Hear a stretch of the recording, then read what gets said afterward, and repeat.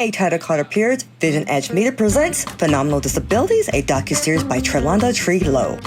Tree in the colorful hair wrap, the selective mutism and LGBT plus filmmaker who found her voice through media. With Nina G, disability advocacy through humor never took this long to say. The powerhouse stuttering, dyslexic comedian, author, and disability advocate. Hello, everyone. We're here on Phenomenal Disabilities with Tree Lowe, and here today with our guest is Nina G. Nina, why don't you go ahead and introduce yourself and tell everyone about your career and whatnot.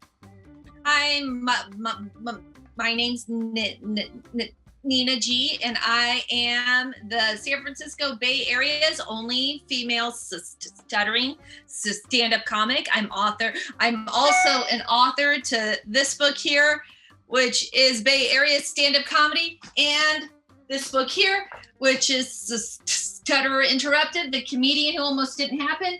And another book, Once Upon an Accommodation, that is also illustrated by Mean Dave, who is also part of the Phenomenal Disabilities Project. So that's awesome. A little bit about me. Awesome. And can you kind of describe to our low vision listeners what you look like? I am a white woman with brown hair and brown eyes, pretty Italian features. You can look at that. It's our profile. Yes, you are. You're gorgeous. And I am 49 years old. I'll look much. No, you're not. Stop it. Yeah, especially on the Zoom filter. I made sure I had that on. So, yes, and I'm sitting here in what I call my rent-controlled apartment. This is what a rent-controlled kitchen in Oakland looks like. And behind me, I have a poster of Lenny Bruce. There he is. And a cupcake from the movie Cabin Boy, the cupcake that spits tobacco, and a rose that my friend Gina gave me, which is in stuttering colors, because I think it was when I did the inauguration, she gave me a rose in a glass that is for the stuttering colors. So because I'm a person who stutters and I also have dyslexia, so just a little bit there.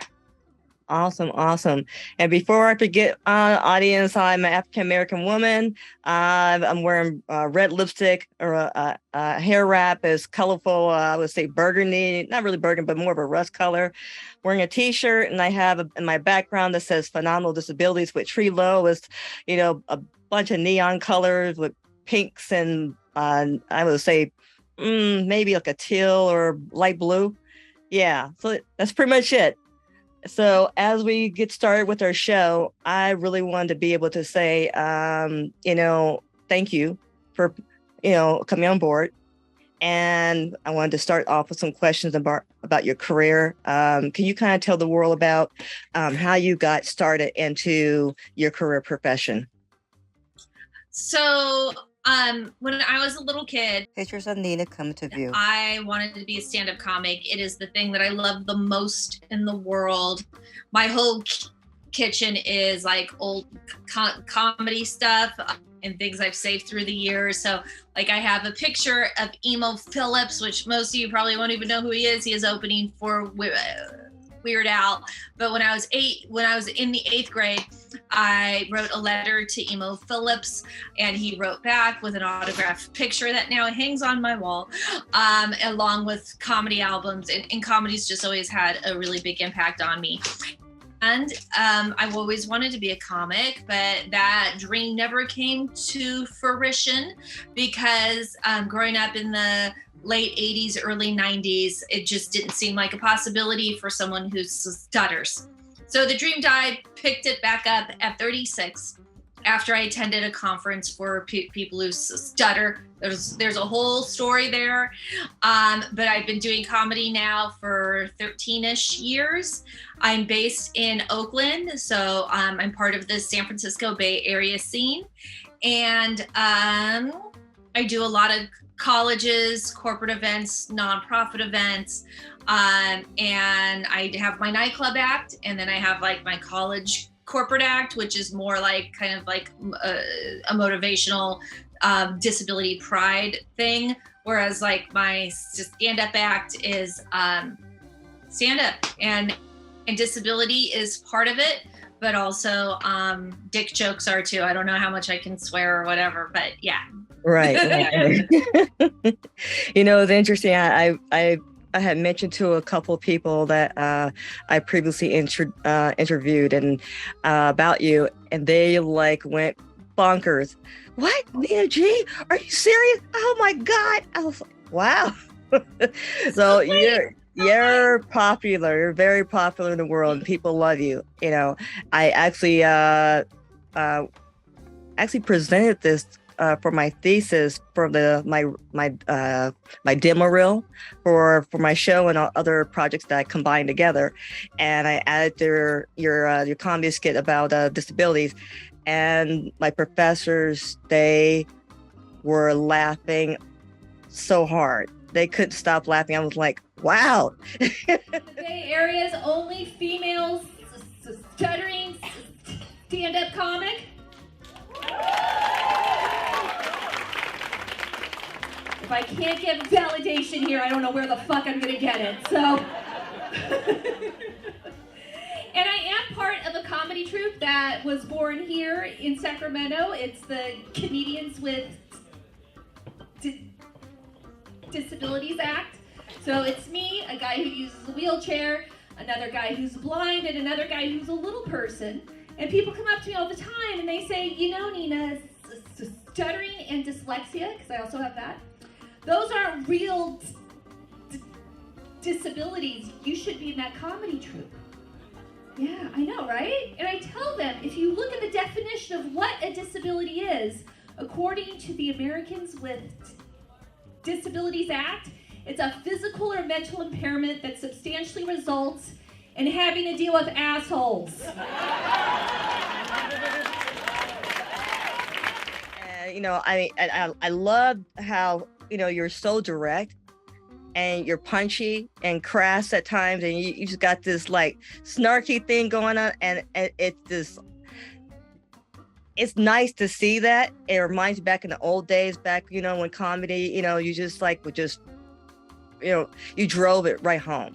I kind of come from like my mom brought me to see Richard Pryor live at the Sunset Strip, the film, when I was 9. So like there are things like that just really have an impact on you.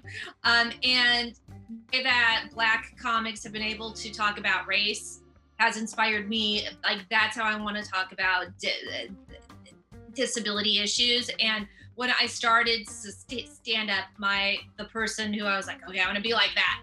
It was Picture of Paul Mooney, Nina G, and Dick Gregory comes in the frame. Paul Mooney. I don't know if you are. Oh yes. Okay, so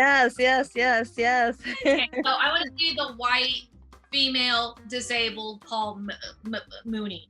I'm not that at all, but I think what you described, there's a little tinkle of that. So yeah. All I gotta say is that when I watch you, I just get like this. I feel like good inside. So thank you. Yeah, I wanted to actually segue on some questions, you know, about your about you and your life. You know, like a lot of times we deal with a lot of challenges in our life, you know, as we navigate with our disabilities. I wanted to find out, like, can you kind of share with the world, like, what were like some of your earlier experiences with it, and how did you get through it and get past it? Okay. Yeah. So I think like the toughest time around disability issues was when I was a kid. And I was identified with dyslexia when I was in 3rd grade. That's around the same time that I also started to stutter. And what I always tell people is you should never pity me for having a disability, for stuttering, for dyslexia, whatever. You can pity me, though, for going to Catholic school in the 1980s with those things, because that sucked. That was really hard. And for me, my parents family picture comes into view. Were really good advocates. My dad is hard of hearing, and my mom's mom had polio. So I was born into a family that had already accepted disability. So like, I feel like they gave me a really big head start. And so the acceptance part was like always there. Like I feel like I came out the gate accepting. So advocating was the key thing. And my parents would advocate every year for extra time on assignments, extra time on tests, different formats to take tests. I remember like the first accommodation that I ever got in school was, it was on a geography test of the state of California. And totally cool because the teacher called me over to her desk and I was like, that's Sacramento, that's LA, that's this, that's that. Did the whole thing, got an A on it, and I was the first one done. If I hadn't gotten that accommodation in the 3rd grade, I would have had to spell California right. LA, I still can't spell Los Angeles right. Like, it's just not gonna happen. Hey, I spell Mississippi, so. Yeah. Oh, I got it. Yeah, I have that gives me a whole other flashback because people are like, oh, Mississippi is so easy. It's just like the song. Someone asked me that once and put me on the spot, and I was like,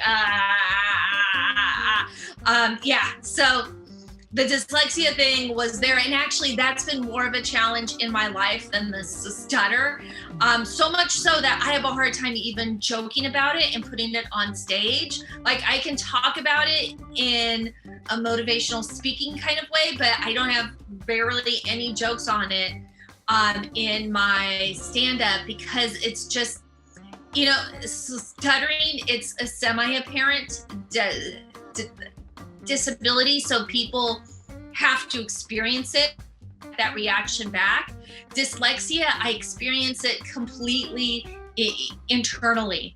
And there are some people who have like read my writing and they've done these things that they've kind of see a little bit up. And yeah, it's much more isolating to have dyslexia than to stutter. Meanwhile, 1 in 5 of us has dyslexia. And also I have central auditory process. Like, I'm using dyslexia as a very broad term. It's just not when I read, it's processing language, learning a language, right? Like, it impacts me in so many ways. Right. Yeah, honestly, a lot of people, they hear me speak and I'll tell them, I said, look, I do stutter, but I say I try to slow my brain down. I said, that's why I try to talk slow. And I totally relate, with, having, stuttering, and also too with me is like with selective mutism. So all those little layers of everything that combine with that. And I experienced the same, stuff that you went through. I don't think with mine, I think more it took a longer we call it me getting my confidence within myself. But it's nice that now I own who I am.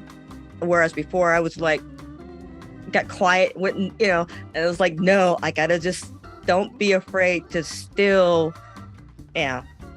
speak, That's kind of where like people don't understand like why disability pride and disability acceptance is so important. And it's exactly what you just said. Exactly. That once we can kind of accept that and be like, okay, this is the thing I have, and this is what I need. And now I can go through this. And for me, disclosing my stutter early on in my set and getting people used to it early on when I do comedy, it like frees me, because it's like, okay, I don't have to worry about my stutter. I just have to worry about being funny. And so it opens you up in a different way that I hope other people can learn from this and also start to experience it on their own. Right. And I totally agree. It's just like, I'll give you an example. When I did the thesis, in front of the committee, I did stutter, and I felt that coming on. That was like, oh God, here comes that I call it that thing, and I shouldn't call it a thing, but I'm like going, you need to sit down.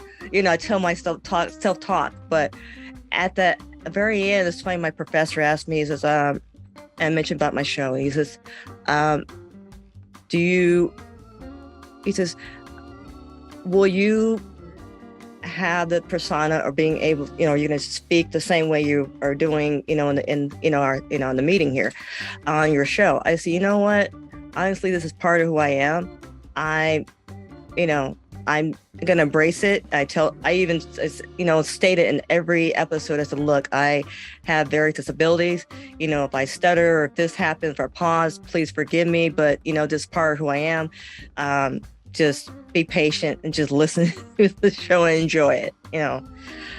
But getting back to you, so I don't want to have it on as tree. I want to ask, like, as you have been working, I don't know if you've been working like 9 to 5 jobs besides the comedy shows and stuff. And I was wondering, like, what experience have you experienced within the employment system? Were they forgiving, understanding, or did you experience a lot of issues with that?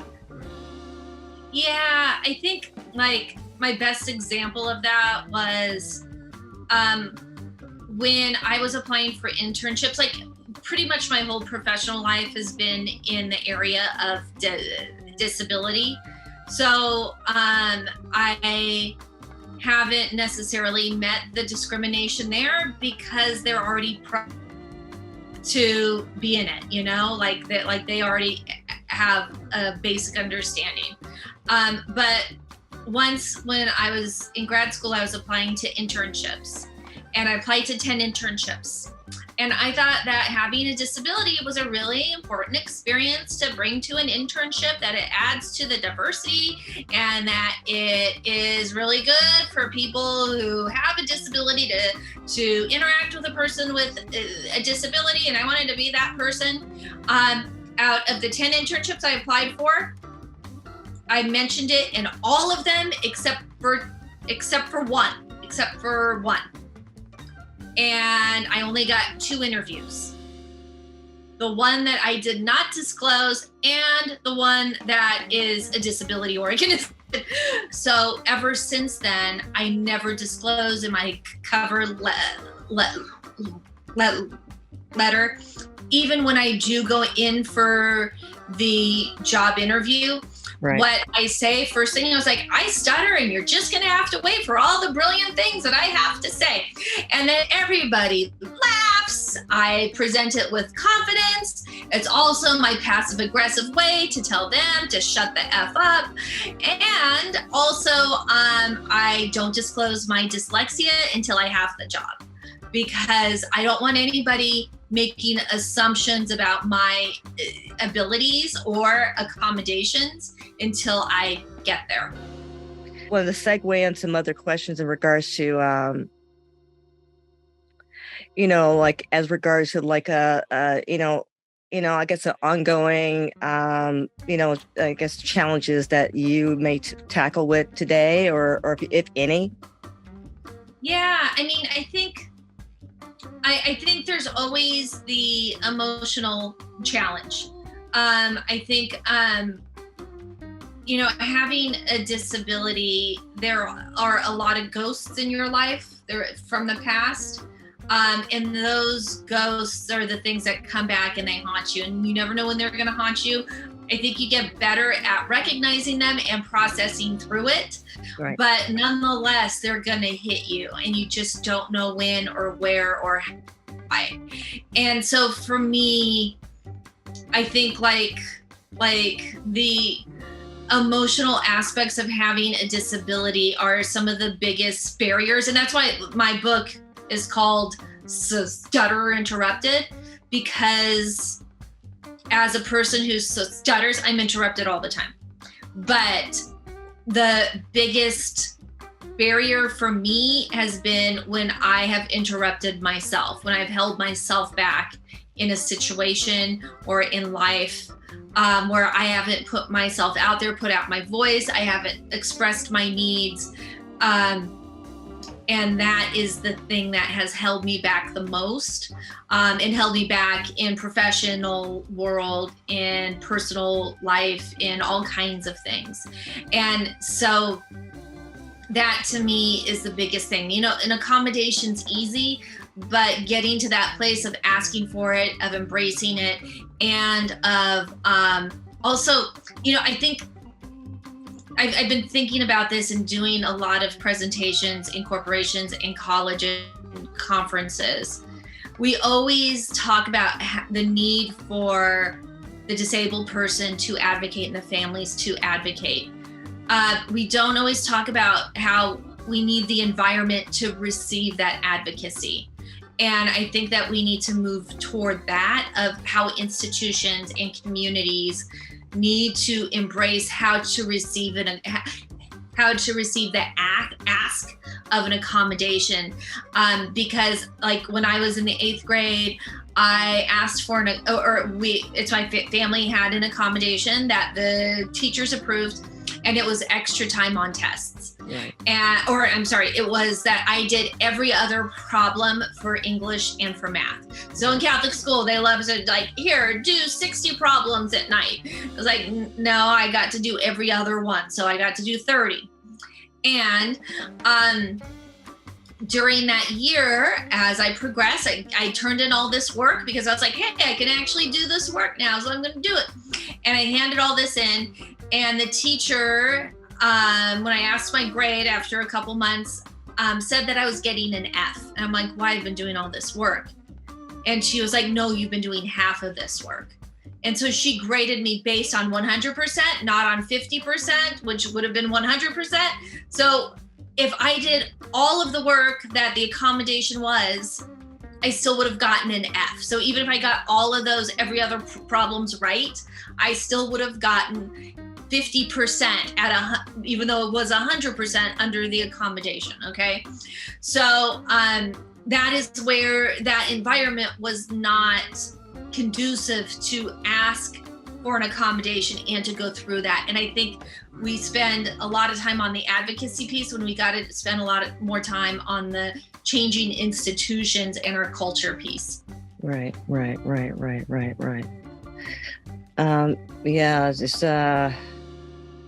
Yeah, it's interesting. You know, I look at all this, and I look at how much, you know, people with disabilities have to go through so much hurdles and hoops just to keep being who we are, professionally, life, you know, personal life and all that. You know, and even like with, you know, like, you know, as much as like your family was supportive, not a lot of families are supportive. And as much as a lot of some employers are supportive, there's a lot of employers that aren't. And we just have to learn to just, you know, keep pushing through it and keep our, you know, our mojo and confidence as we, you know, keep pushing it out there in society, you know.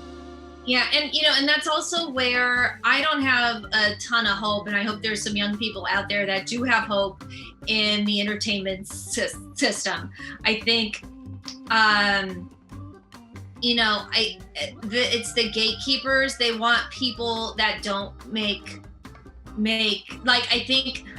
What I think is that if there's any kind of intersectionality in disability in Hollywood, I think the executives think that people's heads are going to explode. And if you look at who the famous stand-up comics are, and I'm saying the ones that have a special on HBO or on Netflix or, you know, whatever, all those comics who have a special, all of them are disabled men who are white.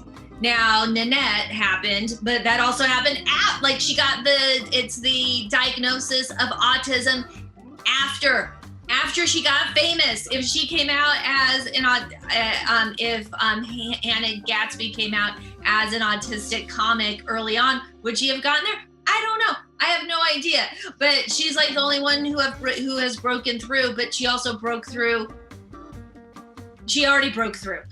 And so that is where I really think there needs to be more intersectionality and diversity in the entertainment world around comedy, because part of why I got into this was like my story isn't being told.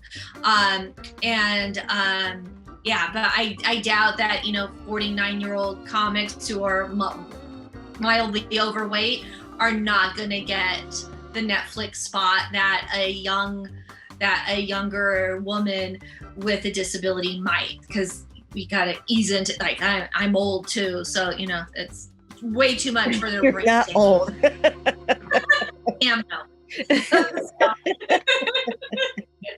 Oh my goodness. You know what? I wanted to talk to you about your education, because you mentioned about grad school. Can you tell the world what you went to school for, and kind of give them a little fresh perspective on that? Yeah, I have a PsyD, which is a doctorate in psychology. And so that is where thank you. It happened in 2000. So it happened a really long time ago. And I've kind of moved away from that. And because I think for me, I think that the change that needs to happen in the world, again, like, we can work on individuals who have a disability. It's not us who necessarily needs to change. It's the world that needs to change and kind of catch up with us. And so that's kind of where I've put a lot of my energy, is how to talk about disability to the larger world to help them reframe it. Because I think it needs to be reframed for us as well, because we buy into the stigmas and the able-bodied views of us. But it's the able-bodied people are the ones that need to buy into our views of ourselves. So. Right. Honestly, is looking at your career, your education, and it's amazing to hear all these stories that goes along with even with your navigating with your life. I want to know who actually was your biggest influencer, in your life to get you where you're at. Besides your family, who also, like, maybe within the community of the comedy world, disability community, other communities and stuff. Yeah. So I think, like, the one who changed my life the most was Miss Bramlett. Image of Joy Bromlett, and energy appears in frame. Who was my special ed teacher when I was in high school. And she, and then I have another one too, which I want to talk about. I was talking about him last night.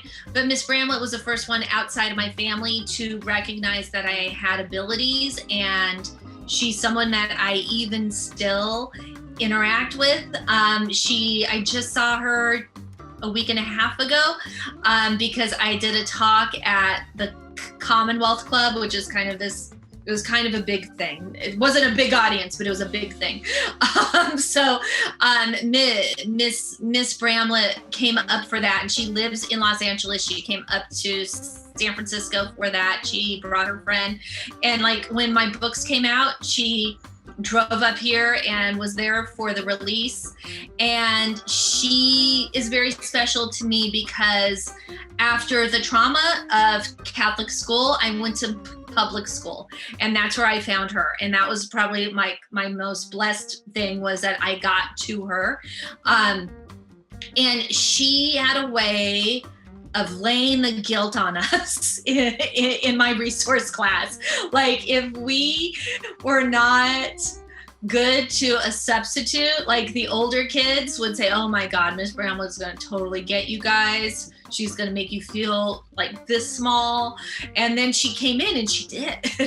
And part of it was that she had high expectations of us. A lot of us have not had those high expectations. And she inserted that in us. And so she was able to also identify talents that I had. Like the story that I always tell is that at my last IEP, which is an individualized education plan that kids get if they have a special ed service. And I keep saying special ed, that is what came up when I was coming up. That's the word we used. I know a lot of people don't know what the resource room is. So I say special ed. I don't have any shame in that. I have no shame in being part of special ed. Yeah, it's special in that word, but like, yeah, that's where I came from. And those are the people who helped me the most were in that program. Anyway, my last IEP, she had observed me in the high school preschool program because they were training high school kids to be preschool teachers, and she observed me doing a circle time. And that circle time, I kick butt doing a circle time. Like, I'm so good at it. I can make 3-year-olds pay attention for a half hour, which has really been great because that is a skill that has transitioned me into keeping drunk people's attention for a half hour when I do comedy. So it just, it's like parallel. And the observation that she had during my IEP was that I was so good at that it was like watching Lily Tomlin. And what Miss Bramlett did not know was that I was harboring this wish to be a stand-up comic, and that Lily Tomlin was someone that I admired. I actually had a sock puppet. I shared it the other day. It's sitting right here next to me. This is a sock puppet that I made when I was 7 years old, and I named it Edith Ann after her character. And if you look very closely, it's signed. You can also see my God. Wow, that's totally dope. That's dope. And there's a picture of Lily Tomlin meeting her sock puppet. You mentioned about your book. Can you actually tell the world where they can actually purchase the book? Yes, the kids' book. Which, do I have that here anywhere? Well, the kids' book is Once Upon an Accommodation. Book about learning disabilities. That is found completely on Amazon or at one of my shows. Okay. Because it was self-published. It was my first one. I know I'm selling it through the Evil Empire. The next one is Stuttering. This can be found anywhere, bought from any of your independent bookstores, and is published through She Writes Press. Okay. The other is published through Bay Area stand-up comedy, A Humorous History. And this book can be found at CVS, at Walgreens, but you can also order it through the publisher or the bookstore. And I sell these at events all the time. So I want to ask you some questions in regards to like your reflections of life, looking back, your childhood and, what you want to share with the world to follow now with. Yeah, I write a book, that's the main project, and then I'm kind of like, what do I do next? Mm-hmm. And so I've kind of been on that what do I do next thing for a while. One of the other people that I wanted to talk about. Several pictures come into frame. Michael O'Connell, the Comedians with Disabilities Act show. Besides Miss Bramlett was Michael O'Connell. And Michael started the Comedians with Disabilities Act, and that is the comedy troupe that I'm in. He died, I think, in 2006. And so sorry to hear that. The troupe, I hope, can continue to live on in his legacy. So Michael had MD, and he used a wheelchair and was a stand-up comic. And he started this group, which allowed me to develop a disability voice in a different way than I was otherwise. And when you perform to other disabled people, they get it right away. And it's very special to have those audiences that just snap and get it. And you don't have to over explain, they already know. And Michael gave me that gift. And I'm hoping to keep that gift going. And I'm producing some shows under the Comedians with Disabilities Act. Originally, it was Michael and Steve Danner and Eric Me, all of us with different kinds of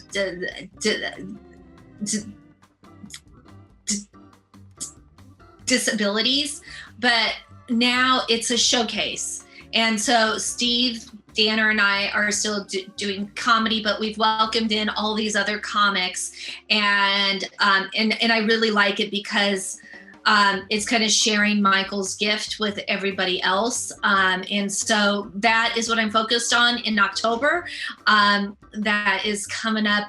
And partly why I was like, we have to have a show. So we are doing a tour under that. And partly I got really tired of San Francisco comics who think they're so politically correct, using the word retard all the time. Okay. I was like, really? You guys like think you're all that and so woke, but you use that word, screw you. And so that was also where like, okay, if I'm pissed off, instead of being pissed off at them, I'm gonna do something to change things.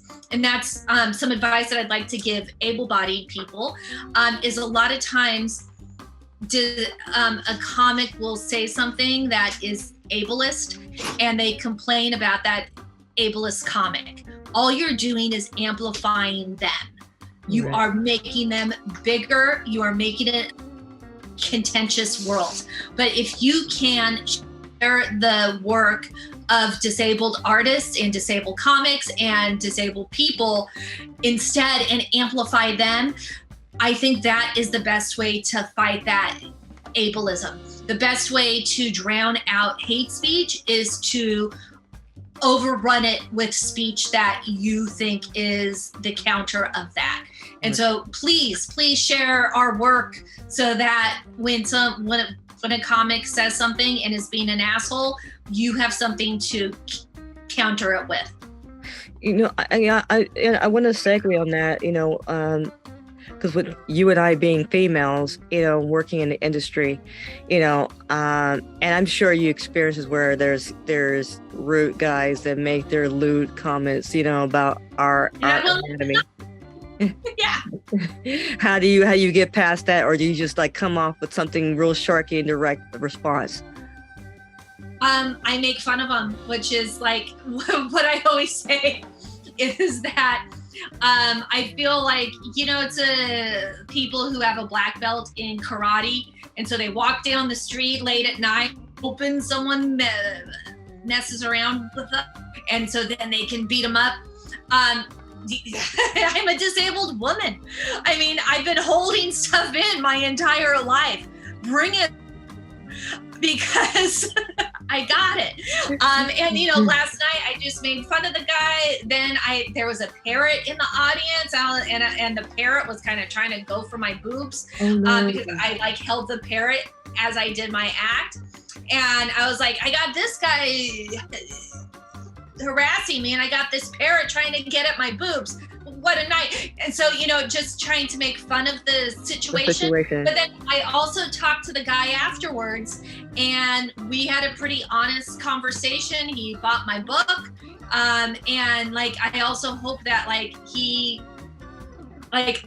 I also hope to move people toward a place where they understand disability in a different way. Because I think, and I don't know about your experience, but sometimes having a disability, they look at you weaker, or they look at you in certain ways. I think he was kind of like, oh, why am I attracted to this woman who stutters? This my head's going to explode. And he just didn't handle it right.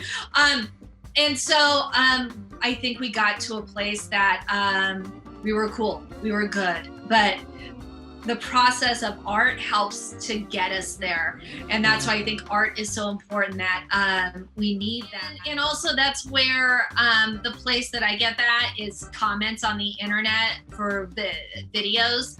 Like my YouTube videos, like when YouTube was more than it is now, like back a few years back, I got horrible things like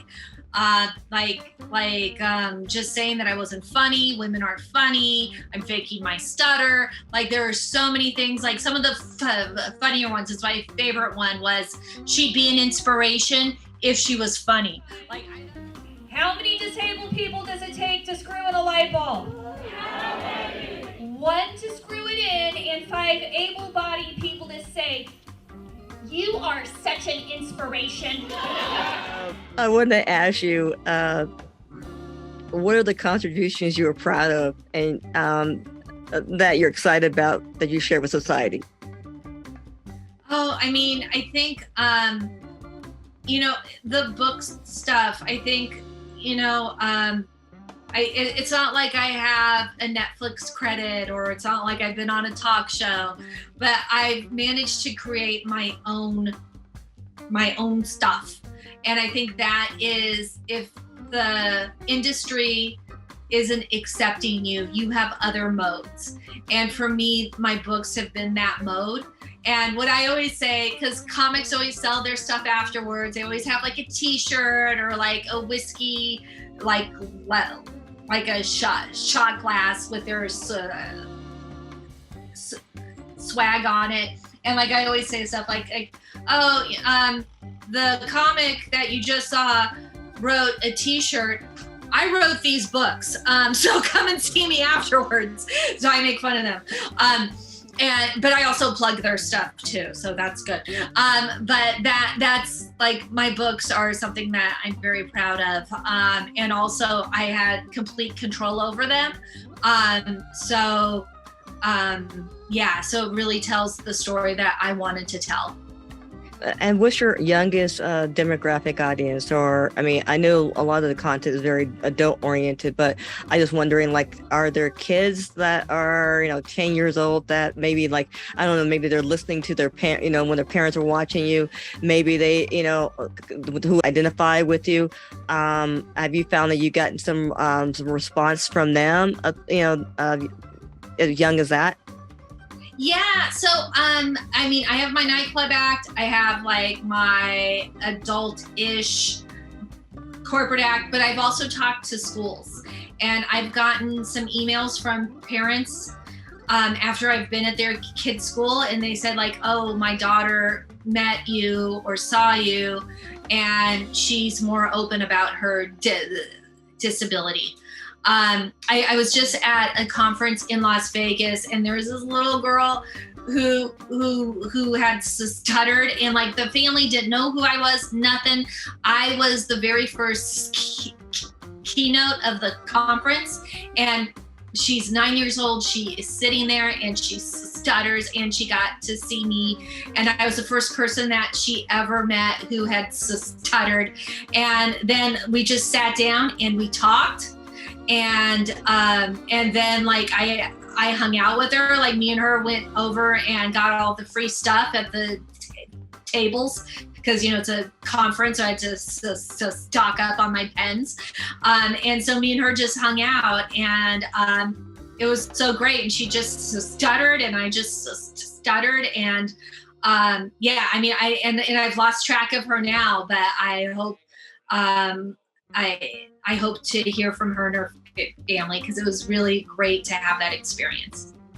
And now, do you have like a fan club or something that they can email at? I'm not sure. You're like, I know a lot of times you have your PR person that handles all that. Do you have like a fan club that or they just kind of just do it through like online, social media? Online. Everything's online. Yeah. And the content that I post online is not for kids. Right. Right. Yeah. Of course. I just thought maybe like some of the stuff that you do, like for the school stuff, that maybe there's like a way of reaching out. But I mean, since you can contact directly via on Instagram itself and on the pictures and stuff.